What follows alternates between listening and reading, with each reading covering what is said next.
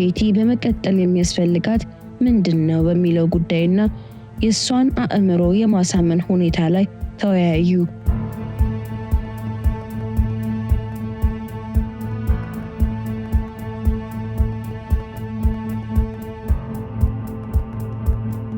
ስራውም ተጀመረ። እያንዳንዱ ዶክተር ሚናቸውን ተጫውተዋል። በመጨረሻም የፊት ነቅለ ተከላ በሰላም ተጠናቀቀ።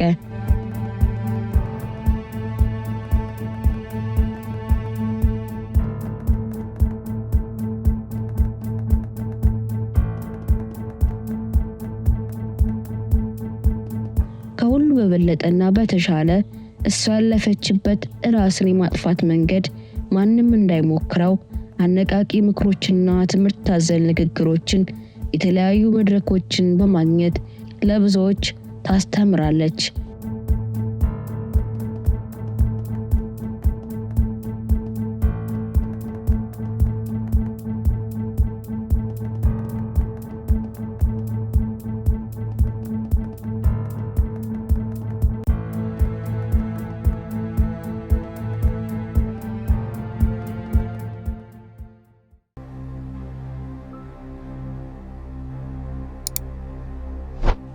ብዙ ዕውቀትን የተላበሱ ዶክተሮች መሰባሰብ ጀምረዋል።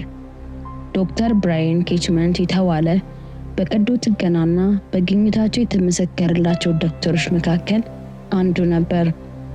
በኬቲ በደረሰው ጉዳት ላይ የጉዳቱን ዘርፈ ብዙ ባህሪ በመረዳት በኬቲ ጉዳይ ላይ ከፍተኛ ፍላጎት ነበረው።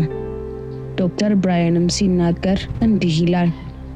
የፊት አስፈላጊነትን እንዲህ ብለን መግለጽ ባንችልም የሰው ልጅ ግን ስሜቱን የሚገልጽበት የሚስምበት ነገር ያስፈልገዋል ብዬ አስባለሁ። ኬቲ ከመጀመሪያው ጉዳቷ ካገገመች በኋላ ፊቷ ክፍተቶችን ለመሸፈን ከተደረገባቸው ስጋዎች በስተቀር ሌላ መልክ አልነበራትም። ያም ደግሞ መልኳን ክፉኛ ለውጦታል። ስለዚህ ጠበብት ዶክተሮች የፊት ንቅለ ተከላ እንደሚያስፈልጋት እየተማከሩበት ነው። በዚህም ውይይቶች ሐሳቦች እየተነከሩ ሄዱ።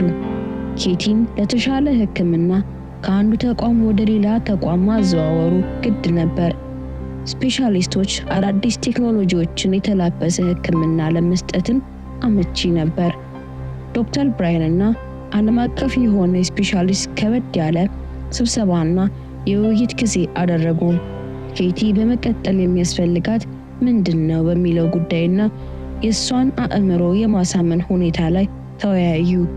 ያም ከሆነ ወዲህ የተወሰነው ፊቷን ለማስተካከል ቢሞክሩ ያን ያህል ለውጥ አላመጣም። ስለዚህ ሙሉ ለሙሉ የፊት ንቅለ ተከላ እንደሚያስፈልጋት ተረጋግጧል። ነገር ግን ይህ ንቅለ ተከላ ሰውነቷ ይቀበለው አይቀበለው ያለውን ነገር ደግሞ መስራት አለባቸው። በዚህም ተወያይተዋል።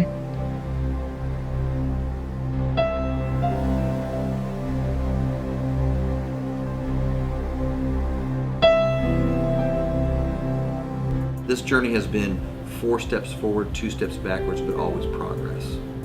You just make sure you have sweet dreams, okay? ቤተሰቦቿም ዳግም ኬቲን በአዲስ መልክ እናያታለን ወይ የሚለው ተስፋ እና እንደገና ደግሞ ጭንቀት በታከለበት ስሜት ውስጥ ናቸው። የሕክምና ቡድኑ ከተለያዩ ሀገርና ሙያ የተዋቀሩ ናቸው። ትልቅ ለውጥ ለማምጣትም ቀን ከሌሊት እየተማከሩበት ነበር።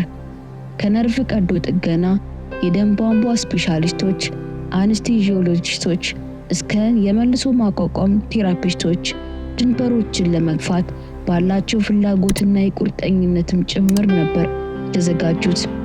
እያንዳንዱ የሚወስኑት ውሳኔ ጥልቅ አንድምታ ያለው ቢሆንም በክሊኒካዊ ውይይቶችና የቀዶ ጥገና ስልቶች መካከል የጋራ ድርድር ተፈጠረ። ነገሮች ሊጀምሩ ጥቂት ቀናቶች ቀርተውታል። ዶክተሮች ለኬቲ የሚስማማውን የዘረመል አይነት በመፈለግ ላይም ነበሩ። 11 የቀዶ ጥገናዎችን የያዘ ቡድን ተዘጋጅቷል። ሁሉም ባሉበት የፊት ንቅለ ተከላው ይካሄዳል።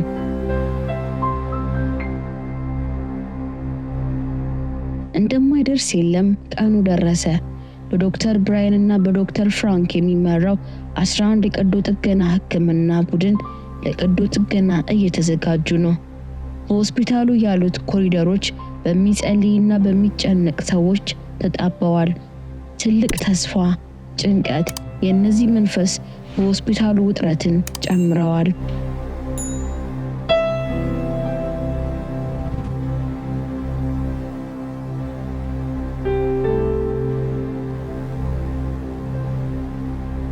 ኬቲ ወደ ቀዶ ጥገናው ክፍል ገባች። ሁሉም በዝግጅት መንፈስ ላይ ነበር። ስራውም ተጀመረ። እያንዳንዱ ዶክተር ሚናቸውን ተጫውተዋል። በመጨረሻም የፊት ነቅለ ተከላ በሰላም ተጠናቀቀ። ኬቲም አዲስ ፊት አገኘች። ጭንቀት ወደ ደስታ ተቀየረ።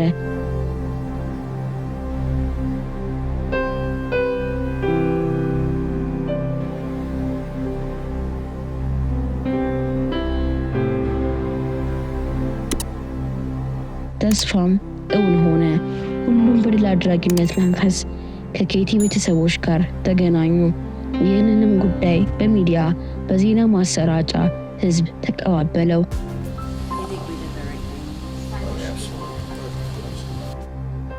ኬቲ አሁን ሙሉ በሙሉ ወደ ጤናዋ ተመልሳለች። ግን አንድ ነገር ጎሏት ነበር። የማየት ስልጣኗ እስከ ወዳኛው ሄደ።